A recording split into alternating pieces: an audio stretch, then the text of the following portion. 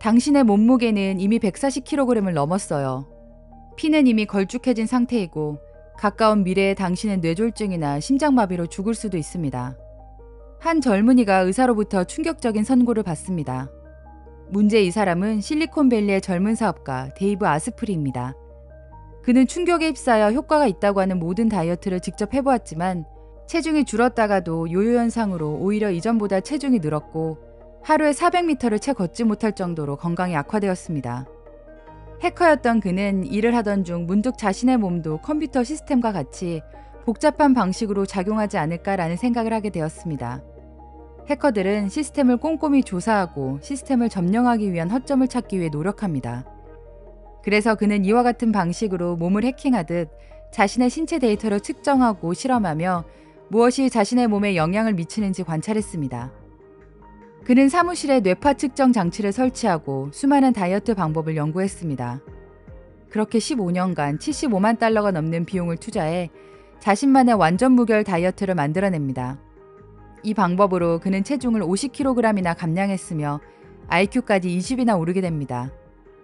오늘은 책 최강의 식사를 통해 데이브 아스프리의 완전 무결한 식이요법에 대해 이야기하려고 합니다.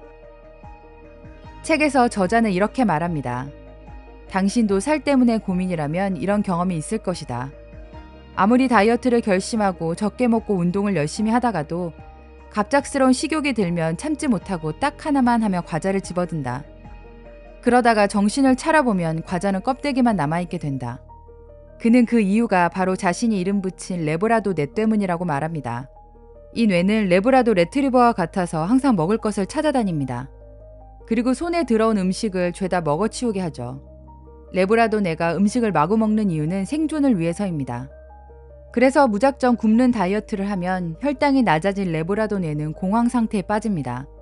음식을 보면 이렇게 외치죠. 너는 지금 굶주려 있어. 생존이 위태롭다고. 당장 먹어치워. 우리는 의지력을 쥐어짜며 무작정 참다가 스트레스를 받거나 피곤한 날에 자제력이 떨어지면 폭식을 하고 맙니다. 자제력이 부족한 나 자신을 탓합니다. 하지만 저자는 여러분의 자제력은 지극히 정상이며 단지 공복감을 채워주는 음식을 먹지 못했기 때문이라고 말합니다. 오히려 먹어야 살을 뺄 수 있다는 것입니다. 그렇다면 저자가 말하는 완전 무결 다이어트의 식단은 무엇일까요? 책에서 저자가 가장 강조하는 것은 질 좋은 버터와 풀을 먹고 자란 소나 양고기, 그리고 다양한 채소입니다. 채소가 좋은 것은 알겠는데 지방 덩어리인 버터를 먹으라니 이게 무슨 소리냐고요? 저자는 좋은 지방은 많이 먹어도 살찌지 않는다고 말합니다. 사실 우리 몸의 가장 필수적인 요소입니다. 사람의 세포, 장기, 뇌는 모두 지방으로 이루어져 있기 때문에 이들이 최적의 성능을 발휘하려면 질 좋은 지방이 필요하다고요. 그래서 저자는 완전 무결 다이어트에 가장 중요한 방탄커피를 제조합니다. 방탄커피는 한국에서 버터커피로 더 잘 알려져 있는데요. 저자가 티베트 여행 중 현지인이 에너지를 얻기 위해 야크 버터차를 마시는 모습에서 착안한 것으로 커피에 우유나 크림 대신 버터를 넣는 것입니다. 레시피는 의외로 간단합니다. 뜨거운 커피에 질 좋은 버터나 코코넛 오일 등을 믹서에 넣고 라떼 같은 거품이 생길 때까지 돌리면 끝입니다. 여기에서 커피를 믹서에 잘 돌리는 것이 중요한데요. 버터가 뜨거운 커피에 잘 섞이면 미셀이라고 하는 상태로 분해되어 버터의 지방이 에너지로 변환되고 체내의 지방을 태우도록 도와주기 때문입니다. 그리고 방탄커피는 레브라도 뇌를 진정시켜 주어 공복감을 느끼지 않게 해주기 때문에 저자는 매일 아침으로 버터 한두 큰술을 넣은 방탄커피를 한 잔 마십니다. 방탄커피가 그의 완전 무결 다이어트 식단의 가장 중요한 포인트죠. 실제로 방탄커피는 할리우드 스타부터 유명 선수들까지 다이어트에 애용하는 방법입니다.